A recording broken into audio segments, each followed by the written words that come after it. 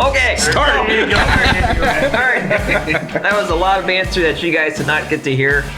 Good. So what we are here to talk about now is getting permission, which is probably scarier than pulling back on a big buck if you guys really want to think about it like that. Yeah. They can make or break it. Yeah, absolutely. I know us, we grew up kind of fairly spoiled with the permissions that we had. It was on great land, super accessible. We had those permissions for a long time, and we didn't have to worry about it. Yeah. We had one plot of land that we have had permission on and still do for going on probably 20 years now. Yeah. The other one we had from the ages of 11, 12-ish to... COVID. Yeah, COVID 30-ish. Yeah, I was 28, 29. Both big parcels, both had them for a long time, in very different locations, about an hour and a half apart. Yeah. Now that we've lost the one, and we're really trying to manage what we take out of the other, I think finding permission close to home, so at least for me, I don't have to drive an hour and a half. I can get off work, I can grab one of the kids or Carly and go to the woods. And fill the freezer, not using public, but also not screwing up the deer management that we practiced for the last 12 years there. Exactly. Yeah. Somewhere where you can go and have that reliable hunting spot. But you got to work for it. Yeah. You got to figure out what everybody did 30 years ago before texting and emails. You got to go knock on doors. Yeah. You got to send letters. Yeah. You got to put the actual footwork into it now. So just for a ground level basis, what are your guys' permissions right now? We have the two neighboring properties coming off of my dad's place. Okay. And that was why he bought that place, because we had permission on 600 acres. And we knew, like, man, one day we're going to lose this. Yeah. Uh-huh. That's why my dad was like, I want to buy something. So that way, even if we lose everything, we still have these 9 acres. Yeah. Right. We can still hunt to a degree. So yeah, after we did that, that's kind of, you saw it. That's kind of where all of our efforts go. Yeah. It kind of feels weird for me to hunt somewhere else. Oh, that's fair. Oh, I get that for sure. Chris, what about you? For me, it's mostly my hunting club. I mean, we have a network of farms in Louisville area and just Tuscarawas County area. It's slowly been dwindling down. They get sold. Family farms get sold off to bigger corporations or different families, and they don't want to grant permission. So it's down to 30 years ago when my dad was a kid, or not a kid, but my age. Yeah, our age, doing this stuff. They probably had 30, 40 farms to go on. Oh, wow. Now it's down to 4 or 5. Yeah, you can knock on 30 or 40 doors and maybe get one. Right. Yeah. If you're lucky now. Yeah. And mostly that, and some of them are a little weird where they don't want deer hunters. They want only for you to bird hunt where we release birds at. We release birds on these farms. And some of them are weird where they don't allow tree stands and don't allow you to shoot a buck. Yeah. They only want you to shoot does or whatever stipulate. Or specific doe during certain times of the year too. Like there's a lot more regulations from the private landowners because they're educated themselves. Right. Yeah. Where do you think, what time frame do you think, like 5 years, 10 years, do you think it got harder to get permission? Since you guys obviously knock on more doors than we do. I think that's kind of hard for us to put our thumb on because it's been as hard as it is now since we started. Yeah. Okay. Because we had those properties for so long. I think we missed that digression Where it was super. in the availability for private land permission. From what I gather from thinking back, a couple decades ago,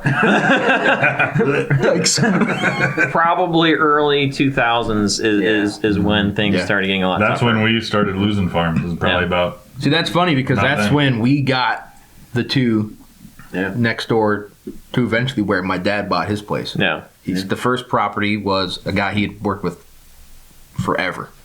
And he was just like, hey, why don't you come hunt my house? My dad's like, okay. it's a place to hunt closer to home. So Yeah. I'm driving 45 minutes. Now I have to drive 15. This is nice. Right. And we talked to him. We asked, who owned the woods next to you? And he's like, oh, this guy, he lives out here. I'll get you his address and his phone number. Yeah. So we just called. We went over there, me and my dad. He signed permission slips. And then that was, I think, all 2009. We got permission there. Mm-hmm. And then in 12, my dad, the place where my parents live now, came up for sale. They bought that.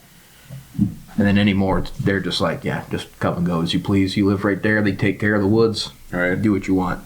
Well, if you look back historically, what happened in 2001 to this country, to Exactly. to some of the what happened to a lot of the vets afterwards, and what happened to a lot of the families, and what happened to the economy in 2008, like this makes sense. Mm-hmm. What we're going through as hunters, or in general as a market for housing and stuff, like all this stuff makes sense. All right. But as far as the permission aspect goes, what you just said, I think is really important to touch on. And the big one is, although knocking on doors and sending letters, which I think we've all done, does help and it does increase your chances, networking. Yeah, because he was like, hey, these two guys hunt my place. The dad Yeah. and his son, they're nice people. They want to talk to you. I gave him your phone number, and then we called.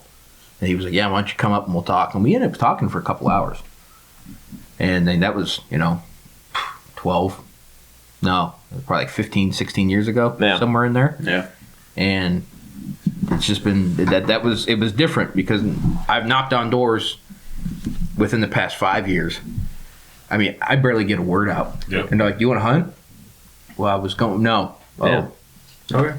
I won't waste any more of your time. Thank you. And you just leave. You're like, I think a lot of it too, for me, like the way I look at it is people started to realize, like, hey, there's money in this. Yeah, especially in Ohio. That's been the big Yeah. market. Because look how much leases have gone up. Oh, Yeah. yeah. And You used to be able to get a lease for a giant lease for Expensive. nothing. Yeah. Now you're lucky to get 10 acres for a few $1,000s. Yeah. I'm on a waiting list on a property about 20 minutes from me, and there's two parcels that he leases out, both of which are right around $3,000 to $4,000 a piece, and they're I think one parcel 60 acres, the other one's like 100-ish. And that's for a year, right? Yeah, I would have to renew it the next year. So would you pay that? No. As much as I love the guy and I've known him for a long time, and as great as I think the land is, I just cannot justify adding that additional expense to hunting when there is public land available, when we have that other permission. As badly as I'd love to hunt that land, Not for it just doesn't make sense. $3,000. I think it would be different because, like we touched on in an earlier episode, if the money went towards conservation, Yep. whole different story. Oh, but this is just I going know to for one sure. specific person. Give me a pen, I'll write the check now. yeah. But yeah. Yeah. Like I don't want to say permission's easy to get at all. It's not. But some people have the knack. Well, I would say as far as the networking goes, you know the saying, every day is a job interview. Mhm. Like whether it's you're with your friends, with your family, with your coworkers, you have to treat every day like it's an opportunity to prove yourself. That's where the networking has played in really well for me, because some of the permissions that I've gotten were from coworkers saying like, "Hey, this is a good guy. I know him. Like he's really respectful. He does this with this kind of thing. He's like this, and this is how he feels about hunting." And then that's gotten me multiple permissions. I will 100% contribute how I act around peers and amongst friends to that stuff. And and it's not the guy that I know. It's the guy that the guy that I know knows someone else. Like it's always 2 steps away. It's never the guy I know. Right. Yeah, you're walking, like you say, you're walking into an interview. Yeah. He's not just going to let anybody on. He wants to see what you're like as a person first. Yeah. If he goes, oh, this guy's Which is arrogant and all that stuff, he's not going to let you in there. years of reputation. Oh, Like, absolutely. And we all know that there's that someone who like, oh, like he's a good guy, but Yeah. I mean, and those guys, I can't say for a fact, but probably don't get as many permissions through networking, and I think that's where a lot of landowners are standoffish on, because they don't know you from Adam. Right. Like how is this person going to treat the land? How is this person gonna act? Is he gonna bring his buddies? Are there gonna be 12 guys? Which we've seen happen before. Oh, absolutely. We've lost permission on properties that we weren't the only ones to have that permission, and because they brought 12 guys in, the homeowner went, "That's it, everybody's done." Yep. One bad apple ruins the bunch. Yeah, absolutely. Every time. Yep. Well, like Nick got his permission because of networking between me and my dad. Yeah. Told the neighbor, hey, he's a good guy. He's learned how to hunt. He needs a place. Yeah. And then now he has that. Yeah. I was listening to another podcast a while ago, and they were kind of talking about the same thing, about the best ways that they found to get permission and all the different tactics. And one of them said, he'll actually bring his kid with him, not knocking on doors. He said not as a means to exploit, feel bad for me, or to let this kid hunt, but to let them know, hey, I'm not doing this for myself. I'm doing this because I have a family. I'm trying to pass down this generational tradition that we have of hunting and enjoying the outdoors, and we're looking for a place to do it. He said, and actually it works. He said, yeah, it is kind of exploiting your kid a little bit, but It's kind of a guilt trip. Yeah, to a degree. There's reason behind it. Yeah. It's not just this crappy reason like, oh, look at this little kid standing next to me. It's a visual explanation of, here's what I'm trying to do. Do you understand? Yeah, I could see definitely on that, like on the surface, it is a bit of a money grab, but you are, as long as you're intentionally doing it for that reason, that's the right reason to do it. Yeah. And you're not lying about it. I mean, you are going to take your kid hunting. Yeah, I mean, and when I ask, I'm looking for hunting permission for myself, my son, my daughter, and my wife. That's it. Yeah.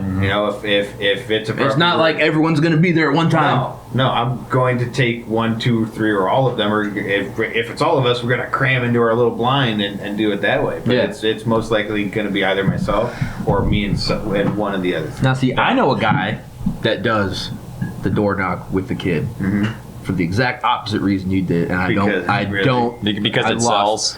He takes his kid hunting. He does. But he only takes him hunting after he shot the buck he was after.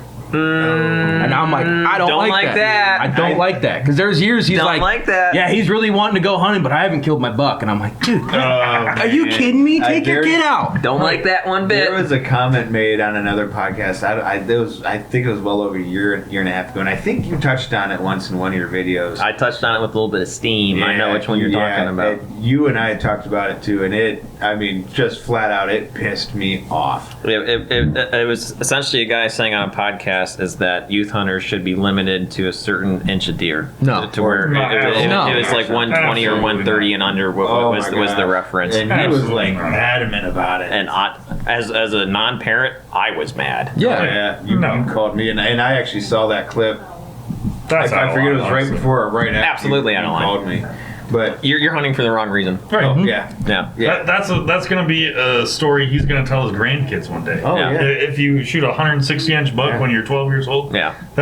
you're going to tell your grandkids about that. Do you know how many people I know are like, yeah, the biggest deer I ever shot was my first one? Yeah. That's the way. I know a guy who shot like a mid 180s banger when he was like 10, and then he's been shooting forkies and 6 points for the rest of his life. He's like, I don't care. He's like, I already got the big one. I don't need another big He one. went all in on the first hand. He's good just playing slots. Yeah, you want to talk about